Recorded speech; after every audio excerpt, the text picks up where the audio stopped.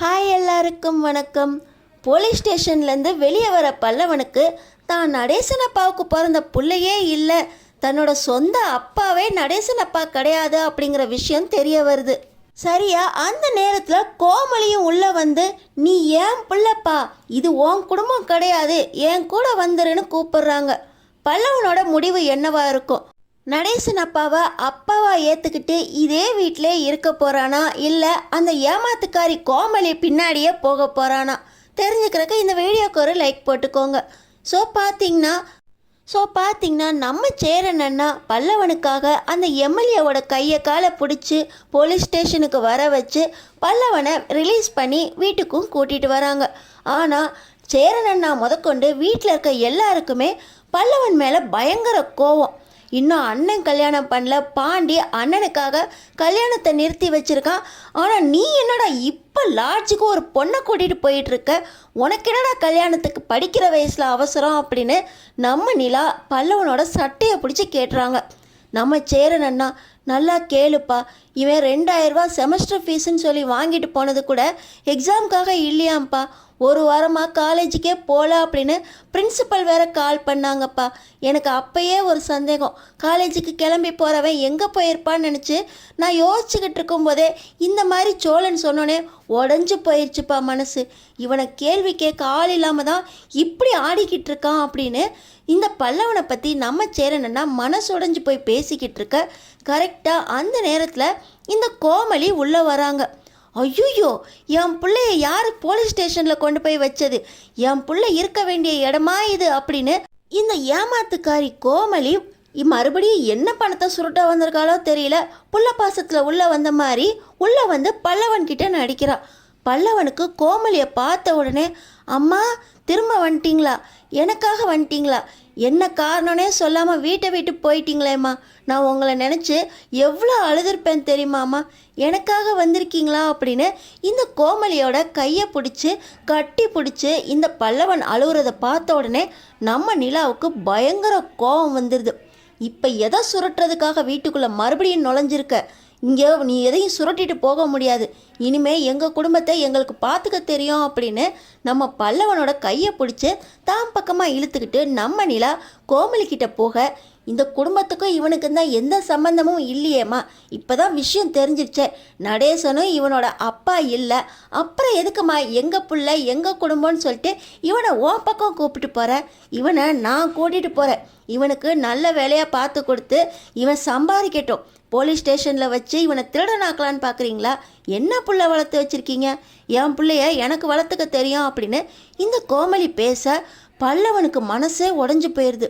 என்ன நடேசன் அப்பா என் அப்பா இல்லையா, நீங்கள் அம்மானா அப்போ அப்பா யார் அப்படின்னு கேட்க இந்த கோமலி, இன்னும் விஷயம் தெரியாம தான் இங்கே இருக்கியாடா, நீ இருக்க வேண்டிய இடமே இது இல்லை பல்லவா, வா பல்லவா நம்ம வீட்டுக்கு போகலாம் அப்படின்னு இந்த கோமலி கேட்க நடேசன் அப்பா உள்ளே வந்துடுறாரு. ஏய், இப்போ என்ன நாடகத்தை போட்டுக்கிட்டு இங்கே வீட்டுக்குள்ளே வந்திருக்க, பல்லவன் யான் புள்ள, இவன் இங்கே தான் இருப்பான், இவனை கூட்டிகிட்டு போய் எங்கே விற்கலான்னு பார்க்குற, இல்லை இவன் சம்பாரிச்சதை வச்சு நீ உக்காந்து திங்க போறியா, வேண்டான்னு தானே விட்டுட்டு போனேன், ஒரு தடவை இல்லை 2 தடவை விட்டுட்டு போயிருக்க, மறுபடியும் என்ன காரணத்தை சொல்லிட்டு என்ன நாடகம் போட்டுட்டு மறுபடியும் வீட்டுக்குள்ளே நுழைஞ்சிருக்கா அப்படின்னு நடேசன் அப்பா உள்ளே வந்தோடனே, அப்பா என்னை உங்கள் பிள்ளைன்னு சொன்னீங்களா, நான் உங்கள் பிள்ளை இல்லை, இவங்க கூட பிறந்தவங்க இல்லை, என்னோட அம்மா வேறன்னு தெரிஞ்சும் இவங்களோட அண்ணன் தம்பிங்களா வளர்த்து உங்களா பிள்ளையா என்னை ஏற்றுக்கிட்டீங்களா, எனக்கு ஒன்றுமே புரியலையே, என்னதான் நடக்குது இங்க அப்படின்னு நம்ம பல்லவன் கதறி கதறி அல. டேய், உனக்கு எதுவும் தெரிய வேண்டாம், ஒழுங்கா இப்பயே கிளம்பு அப்படின்னு இந்த கோமலி பேச நம்ம நிலா தான், பல்லவா நான் எல்லாத்தையும் சொல்கிறேன், இந்த கோமலி சரியான திருட்டு பொம்பளை, உன் அப்பா செத்ததுக்கப்புறம் இன்னொரு கள்ள புருஷனுக்காக உன்னை கொண்டு வந்து நடேசன் அப்பாடை விட்டுட்டு யாருக்கும் தெரியாமல் ஓடி போனவன், 2வது தடவை நான் தெரியாதனமாக கூட்டிகிட்டு வந்துட்டேன், அப்போ கூட நம்ம பாண்டிக்காக சேர்த்து வச்சுருந்தோம்ல பணம், அந்த பணத்தை திருடிட்டு போகிறதுக்காக தான் வந்திருக்கா, நான் தெரிஞ்சு கண்டுபிடிச்சதும் இங்கேருந்து தெரியாதனமாக அதே கள்ளப்புருஷனோட ஓடி போயிட்டா, உனக்கு இந்த அம்மா வேண்டாம் பல்லவா, நடேசன் அப்பா ரொம்ப நல்லவர், சின்ன வயசுலேருந்தே தான் அப்பான்னு உன்னை பிள்ளையாக வளர்த்துருக்காரு, இதோ முத்தா உனக்கு 3 அண்ணன் தம்பிங்களை கொடுத்துருக்காரு, நான் அண்ணி இருக்கேன், உனக்கு இந்த குடும்பம் போதும் பல்லவா. இந்த கோமலியை நம்பாத, உன்னை நட்டாத்துல விட்டுருவா. இவளுக்கு மறுபடியும் ஏதாவது பண தேவை வந்திருக்கும், அதுக்கு தான் உன்னை இழுத்துட்டு போய் உன்னை சம்பாதிக்கலாம் இல்லை உன்னை வித்தரலான்னு வந்திருக்கா. இவளை நம்பவே நம்பாத. கள்ள புருஷனோட ஓடி போனவ தானே இவ. நான் தெரியாதனமாக உன்னை அவங்களோட சேர்த்து வச்சிட்டேன். இனியும் அந்த தப்பை பண்ணக்கூடாது அப்படின்னு தான் உனக்கு ஆறுதல் சொல்லி அவங்கள மறந்துட சொன்னேன். ஆனால் மறுபடியும் இவங்க வந்திருக்காங்கன்னா காரணம் காரியம் இல்லாமல் வந்திருக்க மாட்டாங்க. இந்த கோமலியை நம்பாத பல்லவா, என்னை நம்பு அப்படின்னு நம்ம நிலா சொல்ல, அண்ணி உங்களை நம்பாமல் நான் யாரை நம்ப போகிறேன். அப்பா, நான் உங்கள் புள்ள இல்லைன்னு தெரிஞ்சும் 3 அண்ணன்களை கொடுத்து நீங்களும் அப்பாவாக இருந்து காவல் தெய்வமாக இந்த வாசல்லே இருந்து ஒரு தடவை கூட சொல்லி காட்டினதே இல்லையாப்பா. என்னை மன்னிச்சிருவீங்களாப்பா, என்னையும் உங்கள் பையன்களாக ஏற்றுக்கோங்கப்பா அப்படின்னு நடேசன் அப்பா கிட்ட கையெடுத்து கும்பிட்டு காலில் விழுந்து மன்னிப்பு கேட்குறான் இந்த பல்லவன். டேய் பல்லவா, பெத்து வளர்த்தாதான் புள்ளையாடா, நீ என் புள்ளதாண்டா. நீ எப்போ என் கையை பிடிச்சி ஒரு சிரிப்பு சிரிச்சு அப்பான்னு கூப்பிட்டியோ அப்போவே என் பிள்ளையாயிட்டடா. உன்னை அந்த ஊர்லேருந்து கூட்டிகிட்டு வரப்பயே என் பிள்ளையா வளர்க்கணும்னு மனசார ஏற்றுக்கிட்டேன். ஆனால் உங்கள் அம்மா தான் போயிட்டா. அம்மா போனால் என்ன, இதோ சேரன் சோழன் பாண்டி 3 பேரும் உன்னை நல்லா பார்த்துக்கலையா. இப்போ நிலா வேற வந்து குடும்பம் ரொம்ப சந்தோஷமாக இருக்குடா. இதையெல்லாம் ஏற்றுக்கிட்டு இங்கேயே இரு. இந்த கோமலியை நம்பி போய் வாழ்க்கையை கெடுத்துக்காத. இப்பயே கல்யாணம் குடும்பம்னு நினைக்காத.